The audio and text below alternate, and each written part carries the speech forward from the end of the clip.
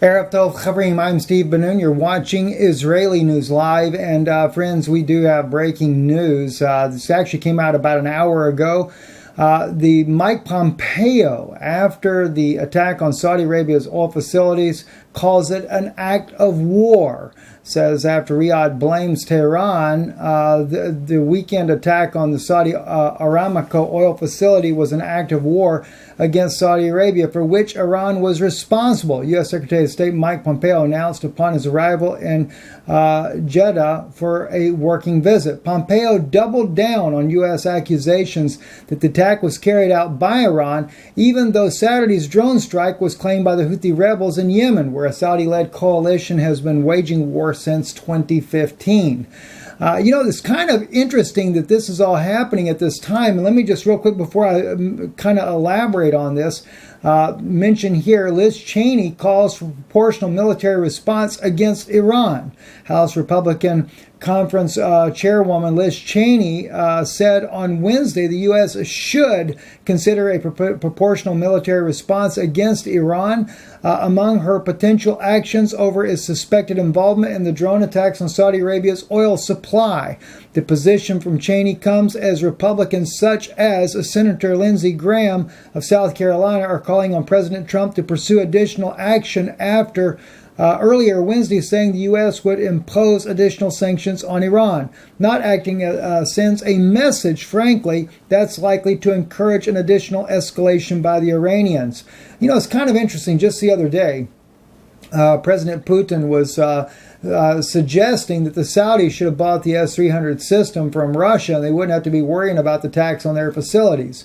While he was saying that, of course, President Rouhani and also the foreign minister of Iran were all kind of giggling over there about it.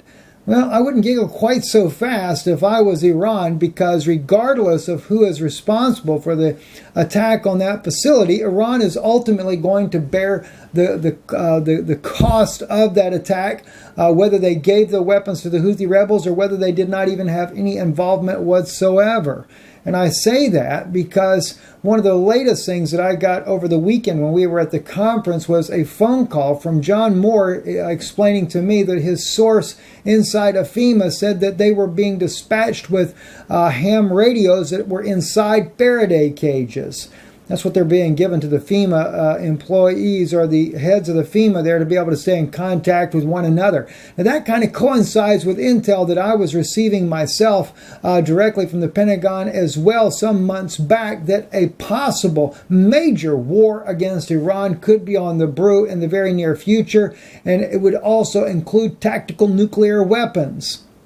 That is something that that was shared with me, and of course, if that were to happen, the other concern is that there could be a military response against the United States, either by Russia or Iran, but especially that of Russia.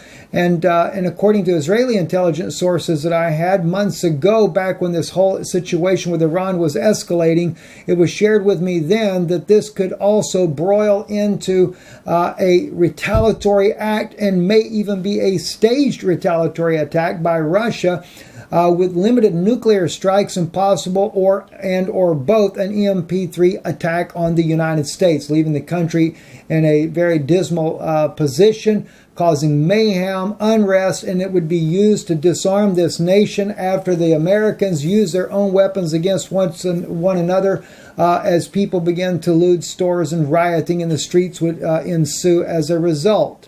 So, now it looks like that the stage is being set. Maybe there are some truths to these things that are being said here and about these attacks that are going on. We're going to have to watch this very carefully to see where this is going to go to, because I don't know for sure. We certainly hope that the situation will calm down on its own, but I don't look for it to do so. But anyway, if you're interested as well, some of the information we shared in this weekend's conference up in Pennsylvania with our friends up there. In fact, the Hidden Trail of the Serpent is already airing on Israeli News Live on our patreon.com/Israeli News Live. We have aired that there. Later this week, we've already got it prepared and ready to go, but later this week, we will also be responding on the situation. We'll be also adding part of Yana's Orlando conference on there as well. I'm actually getting information right now as we speak here on Iran, so we will take a quick pause and add an additional information about the situation there in the Middle East. All right, guys. Hey, I wanted to also include in our recording about the situation over in Iran. Going to come right back to the issue in Iran. Good friend of ours there that always has some amazing intel about the situation on the ground, whether it be with Iran, the United States, Saudi Arabia, etc. Once again, is sharing that information with us. I want to really thank them for doing so. Also, if you guys remember, we had shared with you from our good friends there about the ISIS leader, that he was going to make a public statement, an audio statement in regards to Northern Africa, Libya, etc. Well, he did remind me that, of course, and we shared that with you guys in advance that this was going to happen. It did happen. The Guardian reported this on the 16th there. That was 2 days ago. ISIS leader purportedly urges members to free detainees from camps. Abu Bakr al-Baghdadi appears to claim in an audio recording that ISIS is still carrying out attacks. An audio recording was released on Monday in which the leader of the Islamic State group purportedly called on members on the extremist group to do all they can to free ISIS detainees and women held in jails and camps. The alleged audio recording, Abu Bakr al-Baghdadi, which also said ISIS is carrying out attacks in different countries, is believed to be his first public statement since April, when he appeared in a video for the first time in 5 years. So, like I said, we know we have very credible sources of information that we share with you guys, and of course that was what was shared. I want to share with you, though, and I took... just pasted it so you could see this a little bit better here from the email that we had gotten about these issues. And specifically, I was wanting to get his thoughts on this situation that is definitely spiraling up or heating up over in the Middle East there. He states here, a few notes regarding the attack. The Saudi air defense did not see these drones and missiles at all. And that is the thing they tried to avoid talking about. That's a good point. Why didn't the Saudis recognize the drones coming in? How come they're tracking their missile defense shield did not pick those drones coming in to shoot that down? By the way, they are American-made, Patriot batteries, etc. The only reason there was no response until they started to hit their targets. That is why they needed the investigation. The only reason they say it was Iran is because they found some of the squad of the drones and cruise missiles that did not reach their targets and fell in the desert. That means they did not even claim to have seen them and trying to shoot them down. They claim they did not expect any attack from north, but they claimed the attack to the pipeline a month ago came from the north, so there was a precedence for an attack from the north, according to them, that is. Revolutionary Guard was not happy about the talks of the meeting between Rouhani and Trump. They also know that Trump is worried about economy and cannot afford a very costly war. $120 barrels of oil. They also want America stopping Israel from attacking their bases in Syria and Iraq. I believe Trump has to review his campaign of maximum pressure, or this one issue is going to drag him to the point of no return and him being a one-term president. Okay, and of course, as he reminded me at the very end of the letter, by the way, remember I told you the ISIS leader is going to send an audio after a couple of years. Well, that is exactly what happened, and of course we see the fulfillment of this. So again, thanks to our good friends there that have given us, shared with us information. Also John Moore that had shared with us the information about FEMA and them getting their not two-way radios, but their ham radio systems delivered to their people in Faraday cages. It's not looking very great, guys. Anyway, don't forget, over on Patreon, patreon.com/Israeli News Live. We've put up the hidden trail of the serpent on there by this weekend. I've already got it ready to go, but by this weekend, we'll also be including Yana from the Orlando conference, some of the things that she shared there. And then next week, sometime we will be including some of the things that she talked on in the Pennsylvania conference.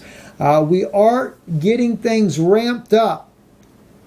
And it will be a very interesting video, a DVD that we're going to be sharing with you guys. And of course, when you see the Trail of the Serpent, that's going to give you the biggest part of that. But it's going to be about twice the length there. We may just go ahead and put the whole series that we've done together in a format for you guys so that you can share that with friends and family that otherwise maybe not listen to the broadcast, or share it with your church group as well. So we'll try to get that put together for you in the not so distant future so that you have that in hand, because the time is coming. What we say now is not going to be permitted. The rise of the serpent. You know, if you think about it, that's what I'm thinking about calling the one that I'm going to do on this hidden trail of the serpent, is the rise of the serpent, because Satan started this all off in the Garden of Eden. And it's coming to a showdown. And God will bring the judgment upon him in this final showdown. You know, we realize the Scripture speaks about, Paul says there are many antichrists, but there's also a final one. And that final one will culminate Satan himself, that man of sin that will rise up on the scene. And by the way, when you look at the Scriptures we share, and keep this in mind, if you listen to us over on Patreon, keep this in mind when you get to the part where I talk about the Antichrist. I don't know if I clarified this enough in there. But the Antichrist is even in Revelation there, when it talks about that beast in there. And he causes the people to make an image unto that beast that had the deadly wound. That's your Antichrist on the rise. He does the great miracles. Now you might say, Steve, how can you say that's the Antichrist? Well, you know, I don't sit there and tell you go read Apocrypha, but I can tell you one thing, and I think if I'm not mistaken, it's the Ascension of Isaiah, a 5th century document that describes in detail the very things we see in Revelation. But there, he calls him that man of sin, the Antichrist himself. So there's a lot of things when you begin to put pieces together to that puzzle, and part of what you won't see in here that we spoke about in the conference is also Qumran scrolls, also speaking about Leviathan, the judgment, things like that that are coming. Anyway, hope you appreciate the broadcast we did here. And if you would, do remember us in your giving. We don't sometimes we get sidetracked with these conferences there, and we have not been able to put the information out there for you, but the amount of work that goes into preparing these things so that we can share this with you later is enormous. And your help in making that possible is greatly appreciated. Right below the screen is our address here if you want to do this by mail, or IsraeliNewsLive.org. You can contribute online, and we thank you for that. We are entering the people that donate and that help us here. We're entering your addresses into a database. I've been also getting them by emails where people just email me this information. We're going to enter you guys into the database where we have a way to contact you in the future. It may seem to come anonymous to you, though. Just keep that in mind. It may come anonymous to you, because there will come a time where you don't see the name Danun Institute or Israeli News Live on an envelope. You just may get an envelope, but you'll know from the contents where you get it from. I'm Stephen Ben-Nun. You're watching Israeli News Live. Erev Tov.